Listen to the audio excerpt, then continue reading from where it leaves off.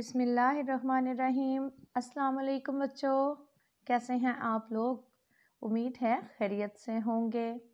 آج مورخہ 14 دسمبر سن 2020 اور دن ہے پیر کا، اور میں آپ کی اردو کی میم آپ سے مخاطب ہوں۔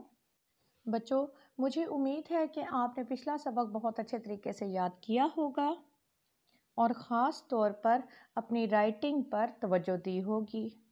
آپ کی جماعت ہفتم کی فصل دوم میں بہت ہی مزے کی ایکٹیویٹیز ہیں جن کو پڑھاتے ہوئے مجھے بڑی خوشی ہوتی ہے، اور مجھے امید ہے آپ بھی اپنے سبق کو بہت دلچسپی سے سمجھتے ہوں گے۔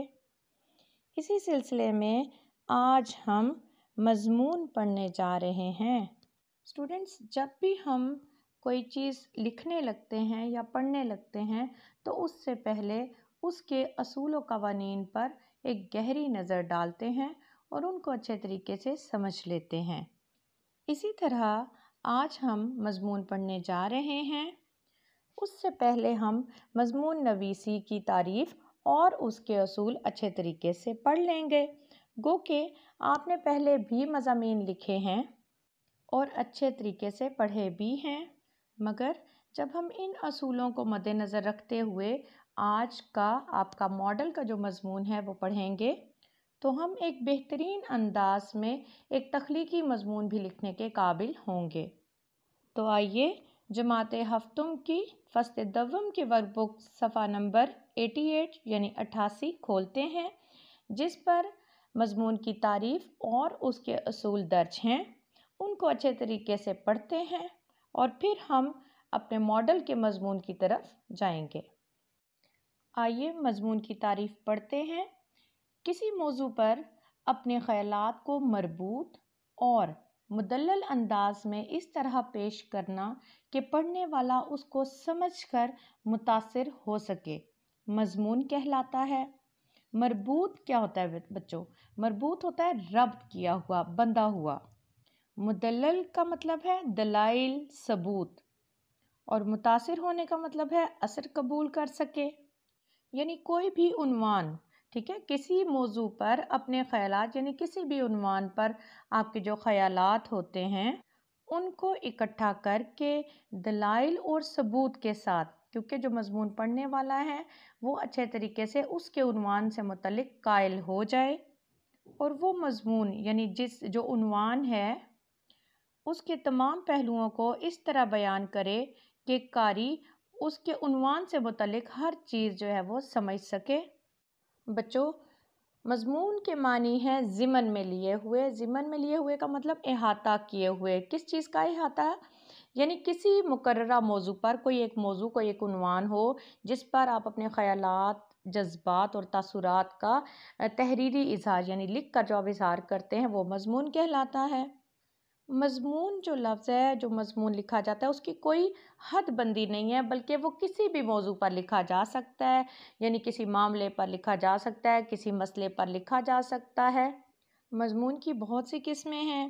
ان میں علمی مضمون بھی ہیں بچوں، تاریخی مضمون بھی ہیں، تنقیدی ہیں، سوانحی ہیں، فلسفیانہ ہیں، سائنسی، اصلاحی اور ادبی، یعنی بہت سے موضوعات کو مضمون کی صورت میں قلم بند کیا جا سکتا ہے، یعنی لکھا جا سکتا ہے۔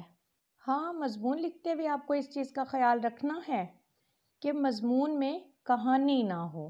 کہانی کی تو اور قسم ہوتی ہے نا، کہانی اور طرح سے ہوتی ہے، تو مضمون میں کہانی نہیں بیان ہوتی، بلکہ اس میں خیالات ہوتے ہیں، یعنی انسان کی سوچ ہوتی ہے، تاثرات ہوتے ہیں اور جذبات ہوتے ہیں۔ ان تمام چیزوں سے مل کر ایک مضمون بنتا ہے۔ آئیے بچوں مضمون نویسی کے کچھ اصول پڑھ لیتے ہیں اور اچھے طریقے سے سمجھ لیتے ہیں۔ اصول نمبر 1، اسے غور سے دیکھیے۔ سب سے پہلے کسی بھی مضمون کا انتخاب کیا جاتا ہے۔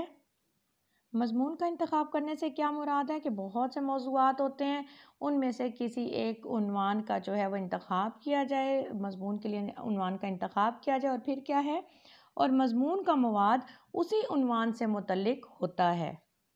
مضمون کا مواد یعنی مضمون کے متعلق جو دلائل ہوں گے وہ اسی ٹاپک یعنی اسی عنوان سے متعلق ہوں گے جس کے متعلق مضمون لکھا جائے گا۔ ہم نے پہلے بھی جو پڑھا ہے آپ کی فصل دوم میں خاکہ پڑھا ہے، مکالمہ پڑھا ہے، تو اس میں ایک بات آپ دیکھیں، ایک بات بڑی کامن تھی کہ سب سے زیادہ اہمیت موضوع کی ہے، آپ نے موضوع سے ہٹنا نہیں ہے۔ یعنی اگر آپ عنوان سے ہٹ جاتے ہیں تو آپ کی لکھی ہوئی تحریر میں اثر نہیں رہتا اور وہ بے وزن ہو جاتی ہے۔ پوائنٹ نمبر 2 کو غور سے دیکھیے۔ مواد اکٹھا ہونے کے بعد روزمرہ اور موضوع حوالہ جات جو ہے وہ بریکٹ کے اندر لکھا ہوا ہے، اشعار کی مدد سے مختصر تمہید دی جاتی ہے، گویا تمہید آٹے میں نمک کے برابر ہوتی ہے۔ مواد اکٹھا ہونے کے بعد یعنی وہ تمام پوائنٹس جن کی مدد سے ہم نے وہ مضمون لکھنا ہے، یعنی وہ تمام نکات جن کی مدد سے ہم نے جو ہے وہ مضمون لکھنا ہے۔ روزمرہ کہتے ہیں بچوں عام استعمال ہونے والے جو ہیں، اور موضوع کا مطلب ہوتا ہے مناسب، یعنی تمام مواد اکٹھا ہونے کے بعد ہم جو اشعار ہیں وہ شامل کرتے ہیں۔ کس طور پہ اشعار شامل کرتے ہیں؟ حوالہ جات کے طور پر، جو کہ موضوع کی مناسبت سے ہوتے ہیں اور وہ ہماری تحریر میں اہم کردار ادا کرتے ہیں۔ اور تمہید کا مطلب ہوتا ہے کسی بات کا آغاز کرنا، یعنی مضمون لکھنے سے پہلے تمہید باندھی جائے گی اور وہ مختصر ہوگی، شارٹ ہوگی، یعنی بات کا آغاز کرنے سے پہلے کچھ حصہ اس موضوع سے متعلق بتایا جائے گا۔ آٹے میں نمک کے برابر ہونا یعنی بہت کم ہونا۔ پوائنٹ نمبر 3 کو غور سے دیکھیے۔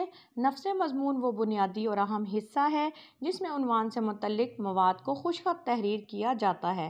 بچوں نفس مضمون کا کیا مطلب ہے؟ نفس مضمون کا مطلب ہوتا ہے اصل مقصد، یعنی جو مضمون لکھا جاتا ہے اس کا اصل مقصد کیا ہے، مدعا کیا ہے، یہ بنیادی اور اہم حصہ ہے، یعنی جس میں عنوان سے متعلق یعنی موضوع سے متعلق تمام نکات کو خوش خط جو ہے وہ لکھا جاتا ہے۔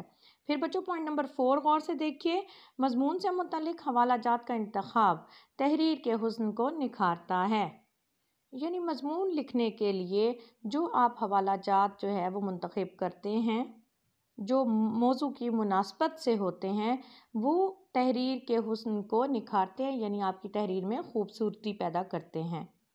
آخری پوائنٹ کو غور سے دیکھیے۔ مضمون کے اختتامی حصے کو مختصر اور جامع الفاظ میں بیان کیا جاتا ہے۔ یہ حصہ مضمون کا لب لباب اور نچوڑ ہوتا ہے، یعنی مضمون کا جو آخری حصہ ہے، آخری لائنز جو ہم لکھیں گے وہ مختصر اور جامع الفاظ میں بیان کرنا ہے، یعنی وہ کم ہو مگر جامع یعنی مکمل الفاظ میں بیان کرنا ہے کہ پورے مضمون کا جو ہے وہ نچوڑ کیا ہے، اور یہ حصہ کیا ہے مضمون کا، نچوڑ ہوتا ہے، یعنی تمام مضمون لکھنے کے بعد جو نتیجہ ہے، جو حاصل ہے وہ لکھا ہوا ہوتا ہے، مگر ہوگا کن الفاظ میں، مختصر اور جامع الفاظ میں۔ مجھے امید ہے بچوں آپ نے مضمون نویسی کی تعریف اور اصول اچھے طریقے سے سمجھ لیے ہوں گے، اور جب آپ تخلیقی مضمون لکھیں گے تو ان تمام اصول و قوانین کو مد نظر رکھتے ہوئے آپ مضمون تحریر کریں گے۔